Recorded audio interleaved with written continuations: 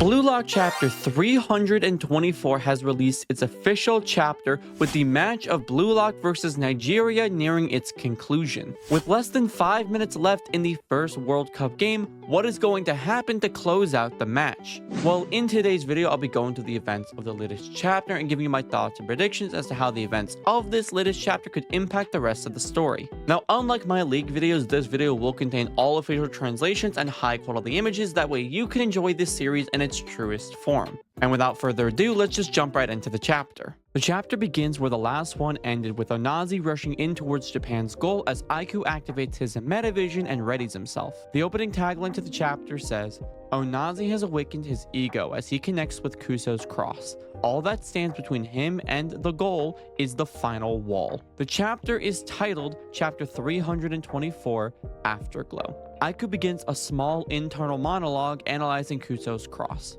One-on-one at the goal box, and a spot-on cross pass. That stings. We see Aiku begin to overflow with aura as Onazi rushes in, beginning their matchup of the Ace of Nigeria and Blue Lock's captain. "If I stop him here, we'll end this peacefully." Aiku activates his metavision and begins to break down Onazi's style. Onazi's shot radius is huge, and I've got to brace myself for a possible mid-air shot. Using metavision, Aiku is able to discern that there are 4 possible ways that Onazi could strike this ball. Up, down, left, right. He's got 4 shot patterns. My odds of stopping him are 1 in 4. Onazi locks in on Aiku. However, as a surprise to everyone, Isagi rushes in to join the matchup, making it 2-on-1. "I'm a step ahead, you luminous bastard. I'm gonna crush this shot course." Aiku smiles. "Nice one, puppy-chan." Isagi's ramming into him cut off that course. If he wants to shoot from that position, he's only got one option. Aiku rushes in. I can crush him. Odds of stopping him are 1 in 1. However, Onazi looks at Aiku. Onazi then twists his body, despite Isagi's pressure, trapping the ball with his chest, sending the ball into the air above him. Aiku and Isagi are shocked. He twisted his body to make a reverse chest trap? Onazi's never done anything like that before. He threw off my press timing. The ball glides into the air as Onazi is faced away from the goal, with Aiku and Isagi pressing him. But the goal is behind him. All of a sudden, Onazi jumps and spins himself in the air, aligning himself with the goal as the ball drops towards him. Damn, he jumped and spun around. To revive the lost shot course? Onazi stares at the goal, honing in on a spot to shoot from, as we see that he has now awakened Predator Eye and has entered flow, shocking Isagi, Kuso, and Aiku. Kuso comments, "This is a new Onazi." As Onazi kicks the ball, putting force into it, a shockwave almost like a heartbeat flies from the ball. Onazi comments on the shot. "Holy shit. Inside me, there's still a part of me that can get this excited." However, Aiku appears, reacting to Onazi in flow, lunging his body out to block Onazi's shot, getting a chip on it in the process. "Your talent's blooming. But I'm blooming too." Onazi is shocked by Aiku's involvement as the ball continues to fly towards the net. Huh? He deflected it? No way. How did he do that? Aiku begins a monologue about how he blocked Onazi's shot. Isagi spurred on our enemy's awakening, while firing me up too. Basically, we didn't know what kind of awakening would happen, but he was signaling that I should expect a play that we haven't seen before. Aiku explains how he was prepared for Onazi to go for a shot that was outside his expectations as a striker, and moved in off reflex. Thanks to that mindset, my toes were waiting for that instinct to react. A new type of predictive defense to kill an awakening. However, we see that despite Aiku's touch, the ball continues to fly towards the net, as Aiku and Kuso watch in awe. Miss. Kuso begs, "Go in." Gagamaru is then seen jumping, reacting with all of his might to block the shot. This is just too much for me. The ball reflects off the post, smacks into the ground, and flies into the air. Kuso and Aiku stare at the result, as Kuso's eyes drain of emotion.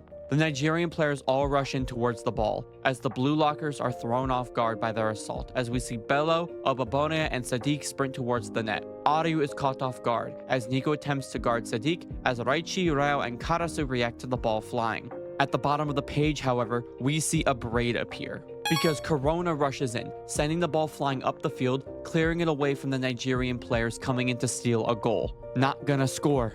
The announcers are shocked as the stadium roars in applause. Ranze KURONA has cleared the ball. We cut over to Ego, who comments on the current play as Honori, Zantetsu, and Nanase start cheering due to KURONA's clearance. A perfect victory. The 45 days of training led to this day, the flawless execution of their various tactics, plus Yoichi Isagi's no-top suggestion, and Rin Itoshi's new shot pattern. All led to this. Honori responds to Ego. Yeah. Onazi stares up as the ball flies across the field as we see Onazi, Aiku, Bachara, and a random Nigerian player staring up. Ego continues his monologue. This is the U20 World Cup victory we seek. The ideal first victory for the pack of egoists I've created.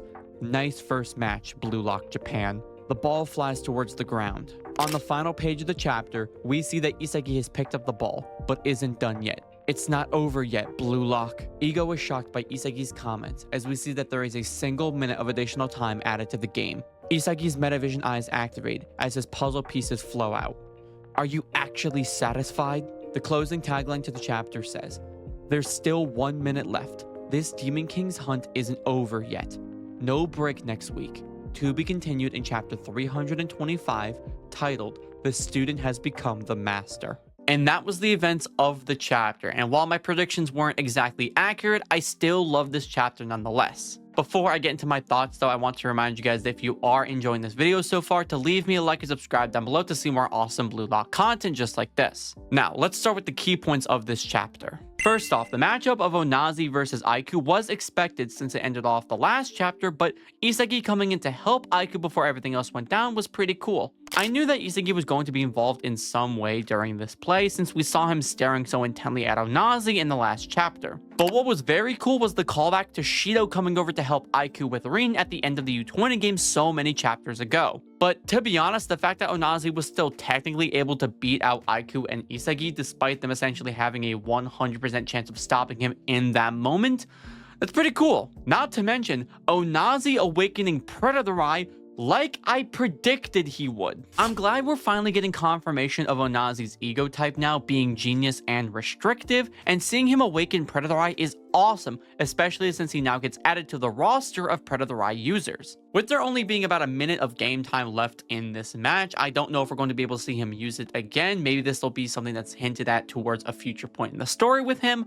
I don't know, but maybe we'll see something next chapter. What's even cooler than that though is Aiku's brand new anti-awakening defense play. Awakenings are a key part of Blue Lock's story, and the ability to awaken under the circumstances of pressure or during an intense game is a key part of advancing. So now with Aiku having the ability to shut that down, basically killing off a player's chance to improve during play, that's so much more broken than we may realize. But it also makes me wonder how this is going to impact Charles and Loki going into the France game. This match is setting up all of the Blue Lockers to have grown in so many different ways that make them all incredibly individual capable players. Almost to the point where it seems like they're unbeatable. Even knowing what both Loki and Charles are capable of, I really have no idea as to how Kaneshiro and Nomura plan to make them beat Blue Lock without Blue Lock feeling power cliffed. Or maybe, and just hear me out on this, maybe Blue Lock will actually hold their own against France. I know, it's unlikely, frankly one of the more unlikely possibilities, but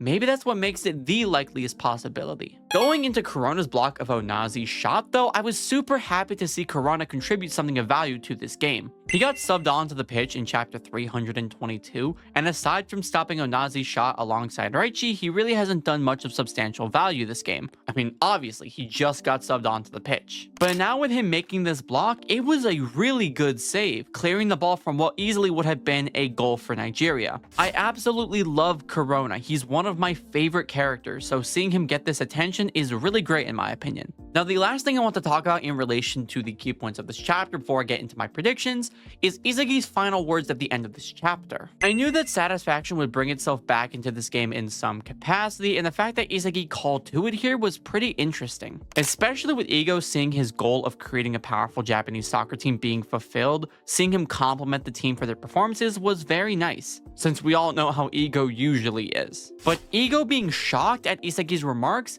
it makes me wonder if this was a good shock or a bad shock. Is Ego shocked that Isagi's embodying this lack of satisfaction, Or is he potentially worried about him falling down a rabbit hole of negative results? Maybe this could tie into Ego's own backstory maybe. He could have been a player who constantly drove for more, never being satisfied, and it led to his own demise. I do kind of doubt it though based on his dialogue with Nagi, but who knows? But now onto my predictions for the next chapter. Originally, I thought that a planet hotline link-up was going to happen, as KURONA and Isagi's orbital resonance is the fastest chemical reaction in the series. And with there being only 1 minute remaining, there isn't a lot of time for Isagi to waste an opportunity. Maybe he'll link up with Rin again since we didn't see him during this chapter, or maybe even Bachata since Isagi and him work really well together. Either way though, I think because of Isagi's involvement in this chapter and his dialogue at the end of it, a goal for him in the next chapter is kind of likely. At the same time though, I could kind of see Onazi trailing back to stop Isagi from scoring a goal. With Onazi being held in high regard by his natural athleticism, he is one of the only people strong enough and fast enough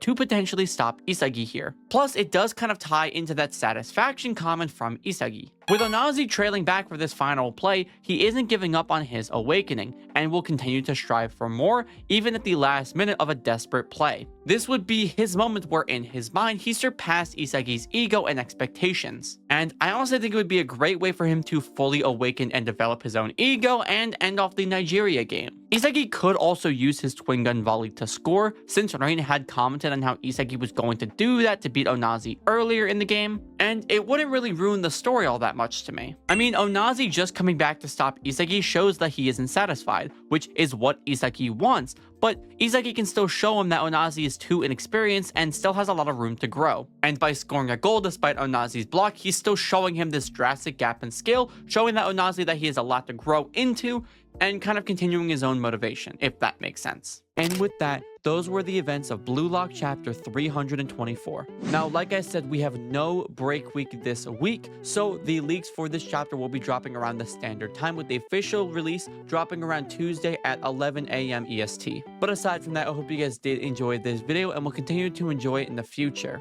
I just want to leave a final reminder to join my Discord server if you're ever interested in getting any more involved with our amazing community. As for the question of the video though, what would you rate Blue Lock chapter 324 on a scale of 1 to 10? Leave me your thoughts down below in the comment section. And like always, thank you all for watching. Like and subscribe to see more awesome Blue Lock content just like this.